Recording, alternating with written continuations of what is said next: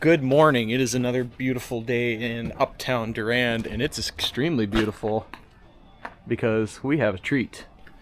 We got an F9 chopper this week that we are going to be running with all week. We're taking it to customers that have F9s quoted out to them, may be interested in purchasing for 2026, and Deere has kindly allowed us to have this one for 5 days to run around the state with it. So it's going to be kind of a marathon run.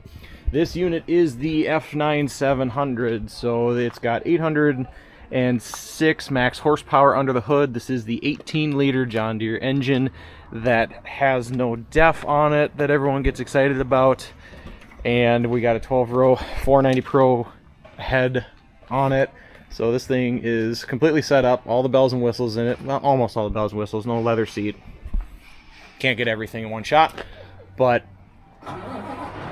we're going to take this out today. We got a customer lined up. We're going to clean it up, go through it, make sure everything's ready on it, and then Nick's going to hit the field with it. He's going to road it up there. Trevor's going to be riding with me, and I guess I'm driving the car with all the tools in case things go south, but they won't because we are prepared. Maybe? We'll find out. Let's hit her. Here's your coffee. Thank you. Gotta have it. The excitement behind these demos comes from this model itself. This is called an LPB, or a limited production build. When John Deere comes out with a new model of a piece of equipment, they produce limited production build units, which are essentially second phase prototype units. They get them out in front of customers, they test them, put hours on them to make sure that everything is set up correctly in them. They've already moved past full-blown prototype stage, and now they're in the limited production phase. And this all leads up to full release for ordering for the model year 2026. While running this machine, we want to showcase the new technology options for our customers. Some of those new options are going to be new cab enhancements, the ActiveFill 3.0 spout positioning system, ground speed automation, a 12-inch diameter kernel processor, and a front central tire inflation system. There's less than 10 of these machines in the United States, and we're very excited to be able to run this one around to our customers so that we can showcase what the new models are and really get an idea of the changes that John Deere has made to these F8 and F9 model lineups. We just got into the field where we're meeting the customer, and this place is insane. There's a chopper over there, 2 choppers just went running that way, and now we got this guy here. We got 2 Colossus in the field. The customer we're visiting has a 9800. So that one's running roughly 850 horse. This one with the 18 liters should be about 806. So, and I think the Colossus, there's one bigger than this and one smaller than this. So we'll see if we can't maybe hurt some Colossus guy feelings and have some fun and see if Nick likes this rig or not. One way to find out. Let's go do her.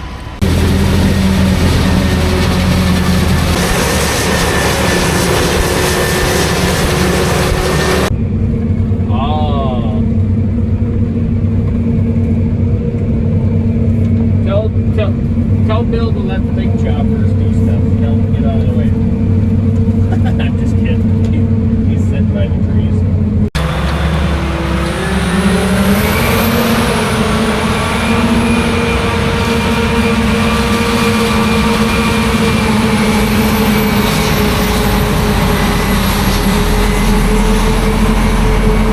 The first demo went very well. It was a learning curve for me as well as for the customer, as we've never run one of these in the field, but it went well.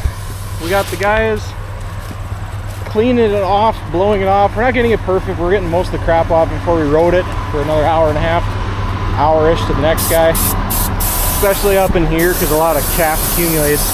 One of the best parts about this machine is because the way it's set up, this machine has an onboard air system for inflation, and it's also got it for oiling the kernel processor, which we then in turn we turn it on and just let it run so we can blow the machine down and get everything nice and clean, at least so we don't have to worry about anything. We're going to sharpen the knives too, since we're at the end of the demo before the next guy. We'll do that right before we head down the road, and then we'll road it after we sharpen. So if we have any issues, it happens to us while we're with it. The last thing you want to do is sharpen the knives on one of these machines right when you're about to leave them, because when you do that, you essentially you're making hot sparks and you're shooting sparks everywhere. Well, if there's a smolder problem, then we know about it and we got to take care of it. We're gonna let the new guy drone it to the next place. Yeah, what do you think? Hey Nick, is it gonna make it one piece or no? No. No. Apparently we're gonna pick it up in pieces out of the ditch.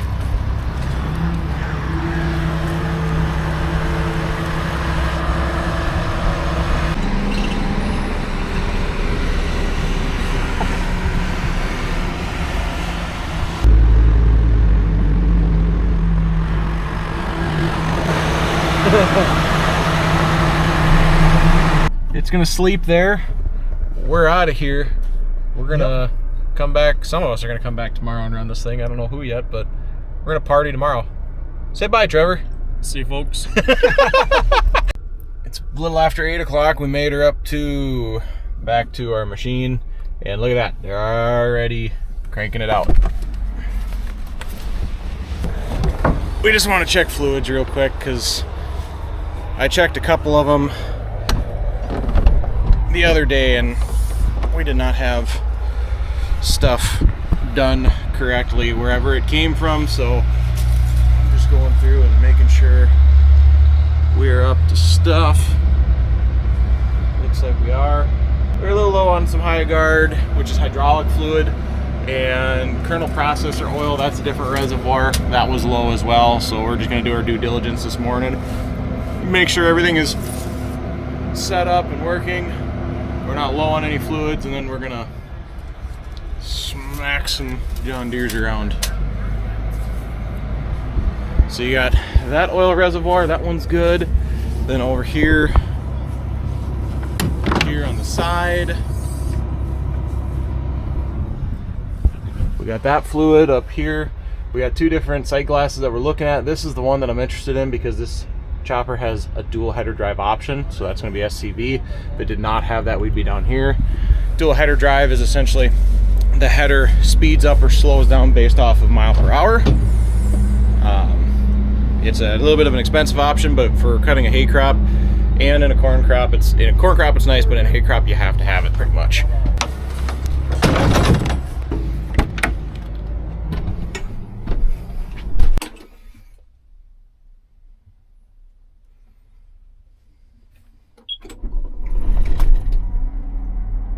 So here's the challenges that we're gonna run into.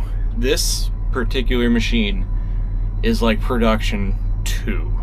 But because this is one of the original prototype machines, sometimes stuff doesn't boot up in the correct sequences. And then sometimes we have to do some key cycles, maybe a battery disconnect or two, and then the things work like they should. Sounds like the other machines in the country don't have this problem, it's just this particular one is a little bit fussy, but there, we got our active fill camera back. So what I want to make sure is that our automation is working here. On that side, our active fill is on. What I'm going to do, the other thing that I need to make sure is working is here, that our Pro Touch is working. Let's go ahead and unlock that. Everything is green, so that should function. And let's go ahead and unlock that. Normally you don't have to come into these screens and do this, but again, prototype. All I'm going to do now is I'm going to take it out of road mode, and we've got Pro Touch right here, so if I hit that button, everything should unfold. Our spout should raise up. I'm not worried about what my header's doing, but I do want to make sure that my spout swings to the right direction and that I don't accidentally hit something, because that thing should come all the way out. Wow, that spout goes super far. That spout is supposed to unfold by itself. Come on, little buddy. Maybe it's not going to. Maybe I have to manually do that one. Which, up and down for the spout is right there. My fold is right there. Pro Touch is still running, so I don't know if it's going to unfold it or if we're out of sequence and out of time here where I just have to manually do it, which is fine if that's the case. SCV 1, 2, and 3. 1 is for hay heads, 2 is for unfolding and folding of a hay head, or in this case corn head, and then 3 is, I think, for trailers. Oh, there it goes. See it? Perfect. Okay, Pro Touch is working. Oh, and it locked us in 4-wheel drive. Cool. I'm gonna go the opposite way now. I'm gonna fold everything back up, and we'll be ready to take this thing to the field. I love these new machines. They are something. All right, let's go meet the customer, guys. We're gonna get on it.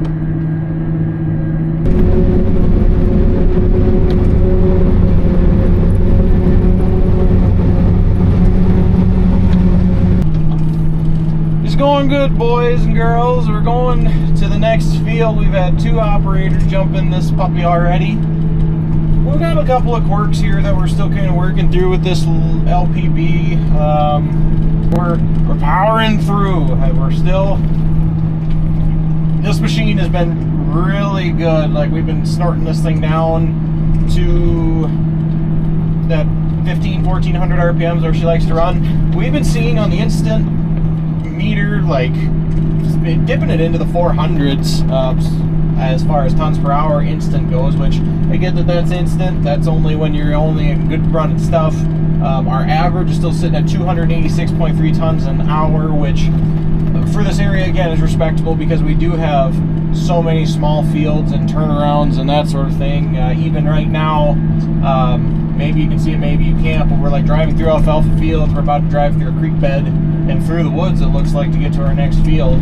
So there's just a lot of horsing around on these fields. Look at that, you fell, the road's so rough. There, that's better. If we had big quarter-mile sections or big mile fields, we would be able to get a lot more tonnage an hour out of this thing, but that's just not the case with where we're at and what we're doing. Like here, actually, we're coming to a stop point here. That's where we're chopping, and look at the fleet that's following us here. So we are over the river, through the woods, to grandmother's house we go type of deal here, and it's all we can do to keep things moving. Even to get into the cut here to get everything opened up. Oh, where are the other guys? They're not behind me? Huh. I guess I'm gonna be chopping this field because I don't see anyone coming. This might get interesting, boys.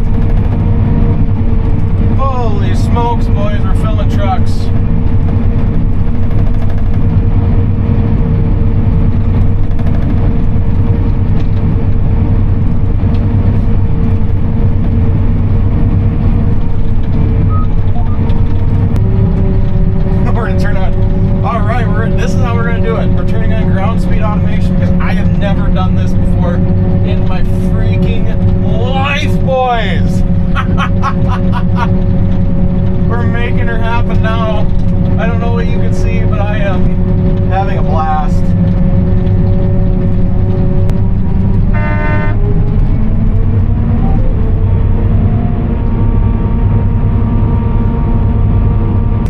Gotta have fun with the day. Hopefully you guys aren't shaking and baking too bad, but I love my job. Slide into the tree line here so the trucks can get by.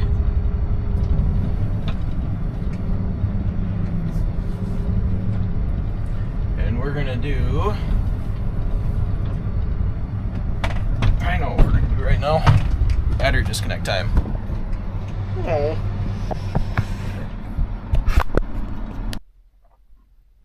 So I just shut the key off, and that vibrating that was happening in the seat, this thing was sitting here like this. So the chopper itself is smooth as silk, but my mount was sitting here going like this. So if that video turned out okay, I'll be a monkey's uncle. Watch this, watch this. No blinky right. We don't care about no blinky light. We're just gonna shut her down and wait.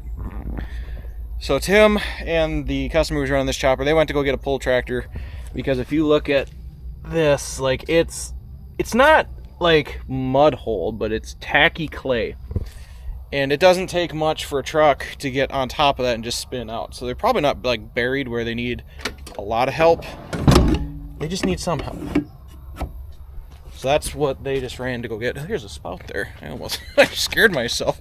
All right, we're gonna jump back in here and fire it up and make some magic happen. Oh, look, here they come. See them? So they're opening up the field. This is the most stressful part in any chopping crew, is opening up the field, because you're on the edge of a tree line. At least in our territory, you got trees. You don't know if there's trees laying down. You don't know if there's fence lines laying down, or if there's problems. Trucks are hard to see, because if you look at what he's doing what we call tail chopping. So he's filling the truck from the back. So it's hard to see because it's not next to you. You have to use your mirrors or your cameras in order to fill. You ask any chopper operator out there, this is the most stressful time, was opening fields. Once they're open and you have cuts running down through the middle, then you can just go back and forth all day long. But right now, he's doing what he's got to do to get this machine filled and running. It also takes a lot of time to open up fields too. Like, we're pretty fortunate, most of our customers, when we come to demo, most of their fields are opened up already because they know we're coming. They just want to sit in this thing and go back and forth, because you don't have to wait on trucks. You don't have to screw around. Like right now, to get to where he's at, you can't just drive along the edge of the field. You got to go all the way around this big field and come back in order to hit him. And so you see back there's a full truck. He's got another full truck following him, and one more that he is just going to have to stuff plumb full in order to get all the way around the outside of this field. And unfortunately, that's just the way the cookie crumbles. And because he's coming, I'm actually going to fold up my header here a little bit and give him and his truck some more room to slip by while we wait on the pull tractor to show up.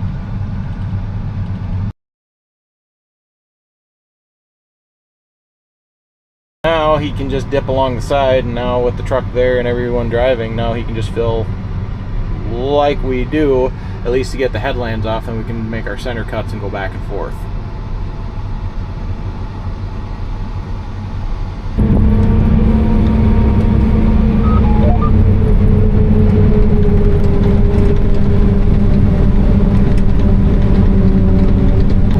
So I'm sitting here just passenger princess. He's doing all the hard work today. Right now we're down 1500 RPMs, and we're well over 300 tons an hour right now. So let's go back to that conversation. The longer we run this thing, the bigger the fields we get, the more throughput we're seeing out of this thing. And it's a mighty mouse. And look at there, we're already, she's just kind of soupy back here. It's not terrible, but it's not good. This is how dedicated some of these guys are. Up there is Tim, our salesman, and he decided that I'm not just going to sit around and watch everyone do cool stuff. So he's running the pull tractor right now. So he's going to hook on to Humpty Dumpty here and get him pulled out. Because why not?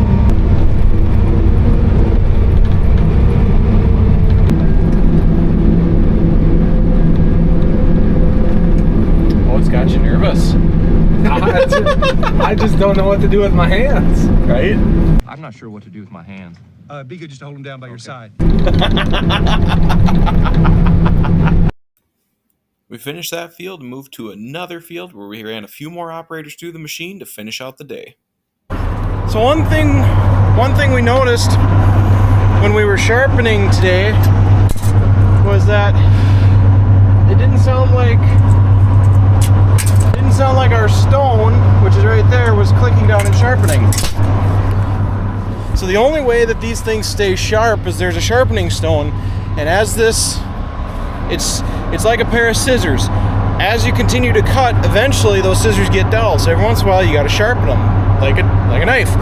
So what we have is under this door, right here, you got a sharpening stone with a ratcheting mechanism. When it hits the end over there, as it's swiping back and forth, that bar should grab these teeth and ratchet it and click it down one more notch. Now, it wasn't doing that because we couldn't hear it click, and I just came and watched it now, and that is touching the teeth, but it's not clicking it down on every pass.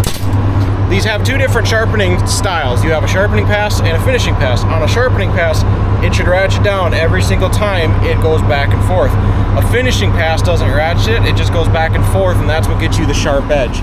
So my guess is that we have a loose bolt, because it looked like that finger, which is right here. Yeah. She's loose. That's not supposed to be like that, so we gotta tighten it down because we're not getting a good sharpening cycle on the machine. Now, normally, you do not sharpen at the end of the day. You don't do it because when you sharpen, you create sparks. When you create sparks, heat, smolder, it's not a good combination, but I gotta get this fixed because we're demoing it tomorrow. We've still got guys running out here with trucks, so we're gonna get to the bottom of it right now and make sure that we get a good demo for tomorrow. You know, when we were running this the other day, we only ran it for a few hours, so we sharpened it and I never really paid attention to it, but today we were standing outside the machine and it didn't sound right, and I'm glad we were paying attention.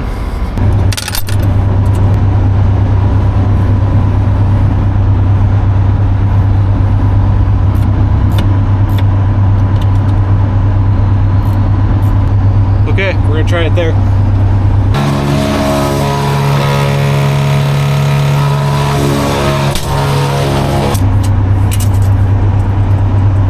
Went the wrong way with it. Try to go back the other way.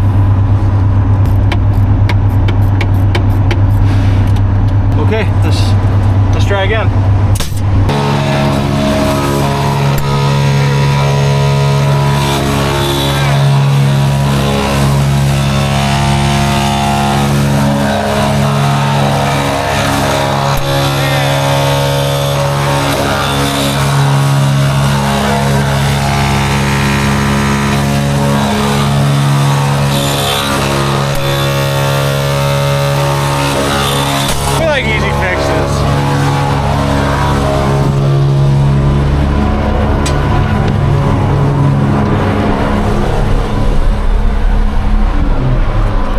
So I'm gonna go ahead. I have aborted the sharpening. I did not do enough sharpening cycles, and that's fine. It comes back to that same problem of I don't want to do a lot of sharpening and leave sparks and leave this thing and have a chance for smolder. I'm not going to do it. So when I get this thing unloaded off the truck in the morning, or Polly's probably gonna have it unloaded before I even get there, but when we get there, we're gonna go through the sharpening cycle and get all the blemishes and the chips and nicks out of it, and then we'll do the finishing cycles to give it that sharp edge, and this thing will be ready for day 3. You ever screw up and you know you screwed up and there's just nothing you can do about it? Yeah, that was me this morning when we took off with the chopper, and I completely forgot to grab this camera and my phone charger, and this silly phone rang all day today because everyone and their dog is starting soybeans, and well, I just didn't get that much footage today, so I apologize for that. But the F9 ran once again very well. This customer, we did some more unique stuff with it. So this machine, normally we've been running at 2.5 millimeters of gap for the kernel processor, which is what is grinding and pulverizing that corn crop. This time the customer wanted it to be a little bit more fine, wanted to put this machine through its paces. He currently runs a 9800 with a 10-row shear processor in it, so that's an 850 horse machine, 10-inch processor.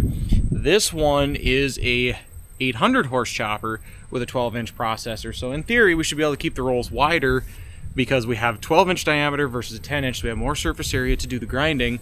The wider area is what's going to be able to get us to essentially get more productivity out of this machine, but get the same processing score. What's processing score? Let me explain.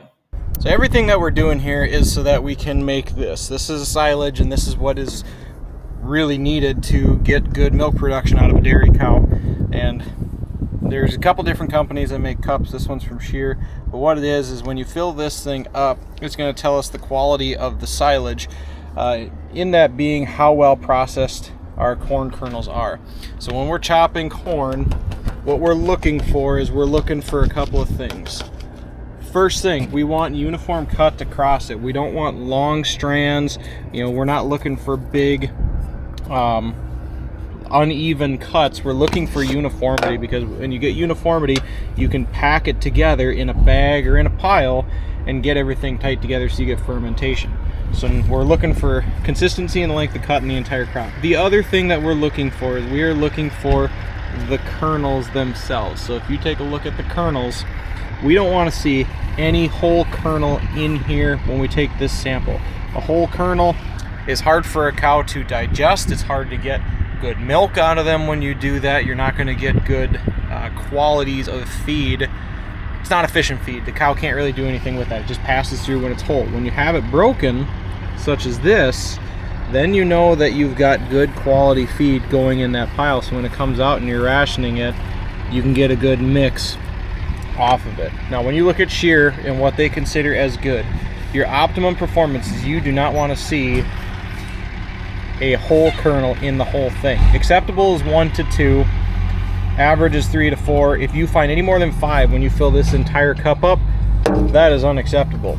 And in this sample, looking at what the chopper, how we have the chopper set, it is extremely optimized, because I don't see one non-broken piece of corn in this. Everything is essentially pulverized. Now there's a fine line that you're going to dance when you're making this feed. In order to get good quality feed like that, you have to have a kernel processor tied down super tight in order to get everything ground down. If you don't have it tight enough, you're going to get into that under-processed situation and you're not going to have poor feed.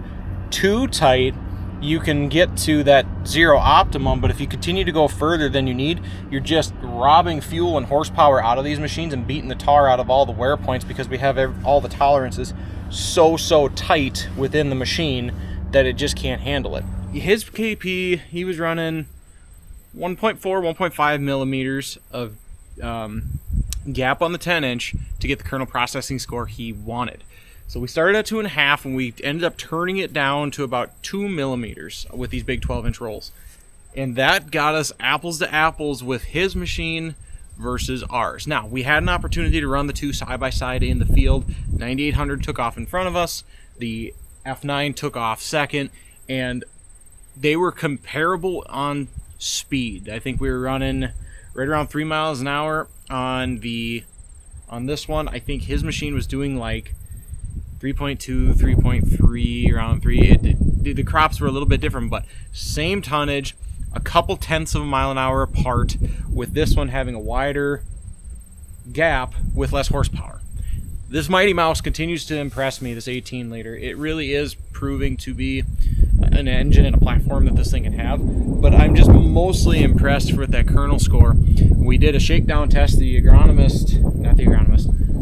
a shakedown test. The feed guy was actually here, and we did have the same processing score between both 1.4 millimeter and the 2 millimeter, and we only found 1 to 2 kernels that were completely pulverized. So it's just a statement of what these can do. 9800 did use a smidge less fuel. This one does burn more fuel than what the 9800 is for the customer that we're at right now, but we don't have the def on this one, so we're trading def for our fuel. And I think our tonnage numbers, I mean, we were between this 800 horse machine and that 850 horse machine, we were maybe down 15, 20 tons an hour. Like it was tonnage, don't get me wrong, but it wasn't like it was earth-shattering numbers that is gonna put it off. It was enough where we got this guy thinking like, well, which one do I go with? Because do you go bigger? Do you go a little bit smaller and get rid of your def? Like, these are the conversations that this machine is creating, and that's a good thing. We're having a lot of great luck with it. So the demo's done. We're gonna clean it off.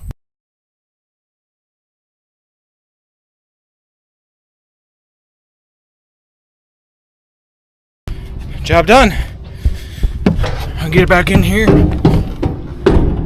park it nicely, and when we come back, well, it'll be tomorrow, we'll be in Cameron, and I'll be ready to rock. See you then. Good morning. We're at the machine now. We're gonna go through a quick knife sharpening cycle and clean up the cab here. Then we'll be on the road, just up the road to where we're going this morning.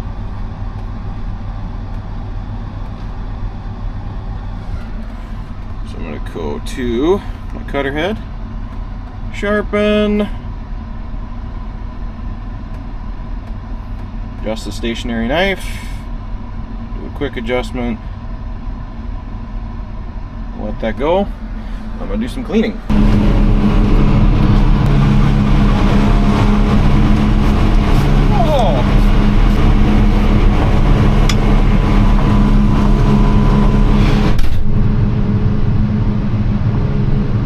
Oh, it's gonna be a good day, boys. The machine was missing its antenna. No, it wasn't. It was right down there. So we might actually have some radio now. Yes! It's gonna be a good day.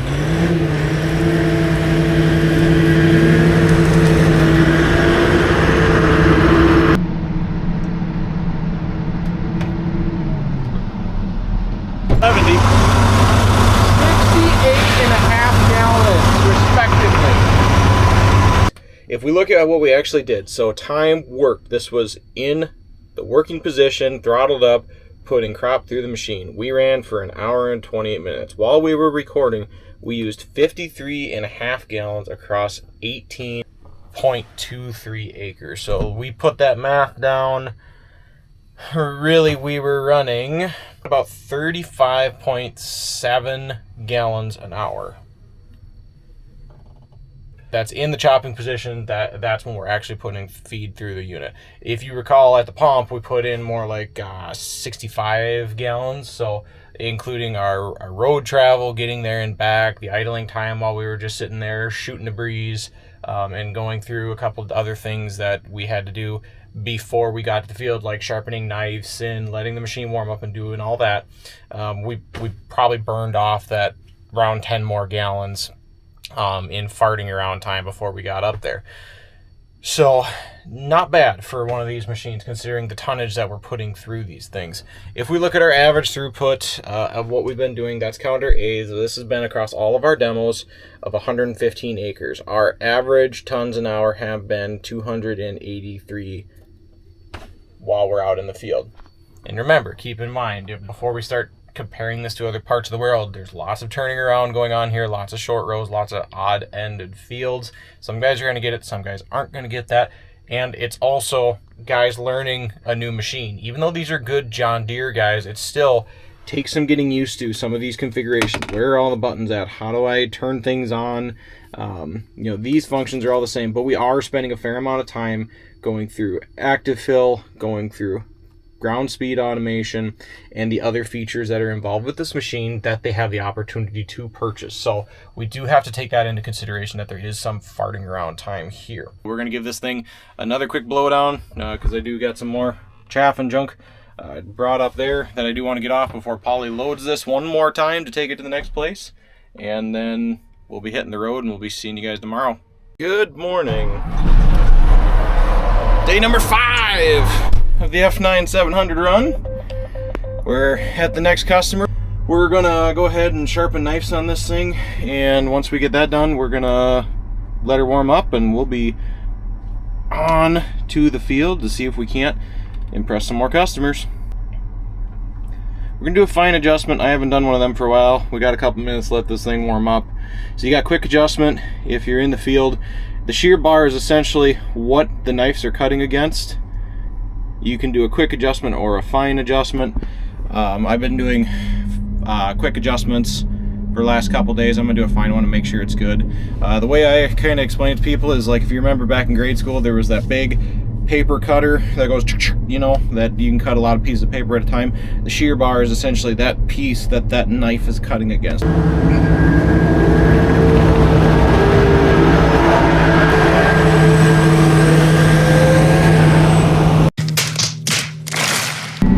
Already off to the next one. I didn't even get a chance to rip my camera out. He only ran it for half hour, 40 minutes, and then he said, I've seen enough. I'm jumping back in mine. Happy with the controls, happy with the quietness of the cab. Just, he runs a 9900 and that's what he wants, is more power. He said this one's a little bit too small, which I can understand. So we're backtracking a little bit. We got to put a jog of fuel on, because again, when we take it from one customer to the next, we have to have a full tank of fuel. So we're going to backtrack about 6-8 miles to get fuel on, and then we're going to come back this way. Unfortunately, it was we're only 10 miles from the next customer, so it sucks that we got to do this back and forth, but that's how we have to do this to make sure that everyone gets a fair shake at it. So we'll spend the next hour getting fuel on and going to the next customer. We'll unfold it and tackle it again. Oh man, folks. You know, technology's awesome when it works. We left customer number 1 of the day and we went to the pin drop where we were supposed to be for customer number 2, which was, I mean, Marshfield's right over there. I can see it. And I got to the field where the pin drop was, and I called the salesman and went, hey, where are we at? He sent me to a soybean field that was already cut, and apparently when the pin got dropped or something got messed up in maps. But unfortunately, we just drove probably, I don't know how long, east, and we were supposed to be going west. I thought you said west. Oh, we got mixed up there, boys. So we are taking the scenic route to the next customer, and what else can you do but laugh about it? Poop happens.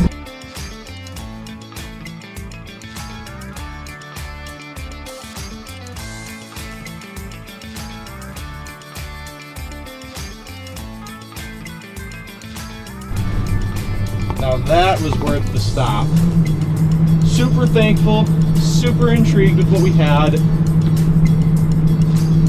We were putting out 330 to 340 tons an hour on the instant. Like, my gosh, this is so much fun, guys. When this works and works well, this is the way to chop corn.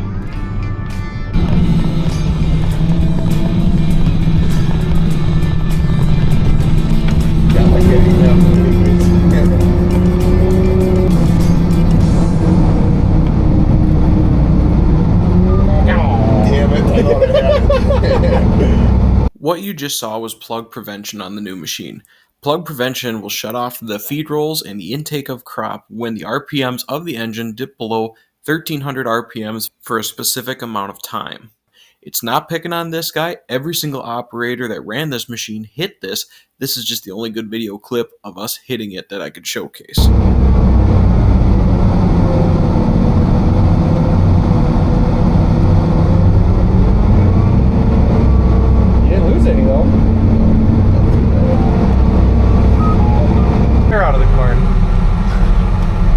He's just walking, looking at us like, you sons of bucks. Oh man. Damn bears up here. It's always bears. Yeah.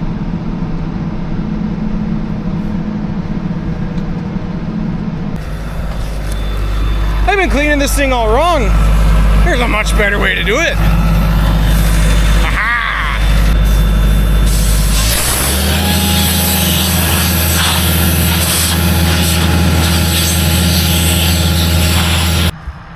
This is how awesome my crew is. Davey showed up. He had a load over this way and he said, I can pick this thing up tonight so that we're situated for Monday. So he's loading onto the trailer right now, and this thing's gonna be right where we need it for tomorrow. Say bye-bye. Haha.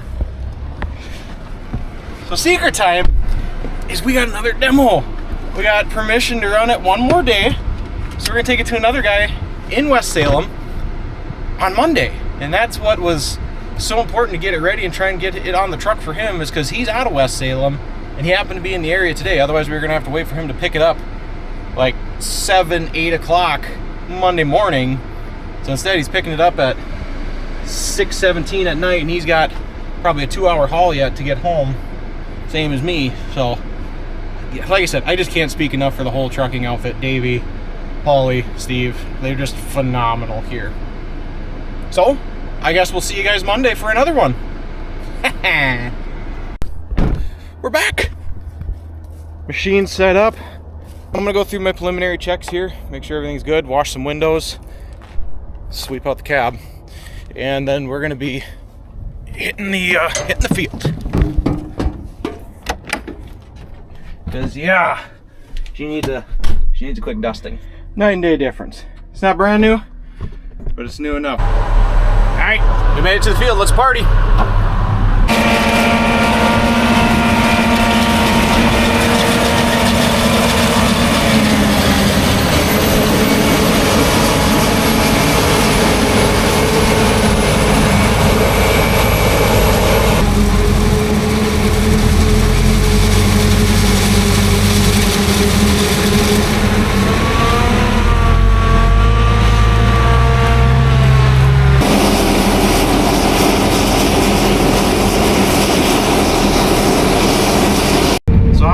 Charlie today. He's been running this thing for the last couple hours, and I'll finally kind of show you some stuff that he's been running with. So that's what active fill looks like when it's actually running. So it's filling wherever that orange arrow is, it's filling the back of the truck, and as the truck fills up, this box goes from blue to red. So as it fills up, that color will change, and that's how the system knows if it's got to fill left or right. It's got to go forward and backward and do all that stuff. I think it's set to 80% fill right now, so it gets up, what's that? 75%. So when it gets to 75% to the top, it swipes back and forth, or operator can take it and just kind of top stuff off as he chooses.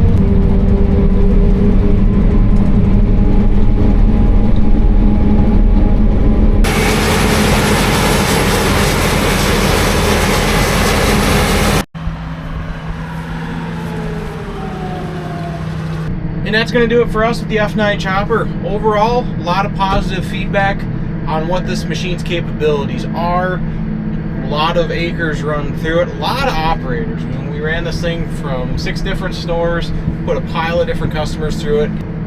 But overall, I would say this machine is a success. For the most part, it did its job. It put feed in the truck. It did have a little bit of quirkiness with some software, which is to be expected on limited production builds or the first generation. Very first generation of unit, and just the way she goes, man. Let's go over the numbers of what this machine actually did. While we had this machine, we ran about 42 hours on it. Almost 19 hours were actual cutter head hours, with 190 acres actually worked. So if we do that math of 190, let's call it 190 acres on 18.9 hours, that's how many acres we were able to cover in an hour. Our throughput average on this machine was 275.3 tons. Considering some of the lighter ground, some of the drier crop that we had, and the learning curve that went on this, I think that's fairly respectable. Because if you look at that, time isn't just chopping, it's farting around, trying to learn the automation and trying to get things dialed in, changing settings, getting guys comfortable with this stick, because it is different than our older one. And you know, like I told pretty much everyone that gets in here, I don't judge anyone that runs this machine, whether they're a John Deere customer or not, because they have to get used to the feel of the joystick, how fast and slow you can go, how the spout runs, all that. So there's the total tonnage that we put through this thing. 4,264 tons were run through this chopper in a matter of 18.9 hours. So let's call it 19 hours. We burned 699.6 gallons of fuel in all aspects. So just in a matter of 6 days demoing this thing, 700 gallons of diesel fuel sucked through this tank. These are thirsty machines. 634 of that was when we were actually using it in the field. And we did it all across about 33 hours of actual time in field operating. The F9 I am very happy with, and I am looking forward to getting these things out in the field and in the hands of our customers so we can really put some numbers through, get some guys comfortable with this, and put the tonnage through. I'm gonna clean up, I'm gonna get out of here. Thank you guys so much for watching. Let me know what you liked. Let me know if you have any questions on the platform, what we were doing, how we were doing things, because that can sometimes alleviate some of the questions that people have while we're running. And thank you so much for the support, for checking this video out. We'll see you guys on the next one.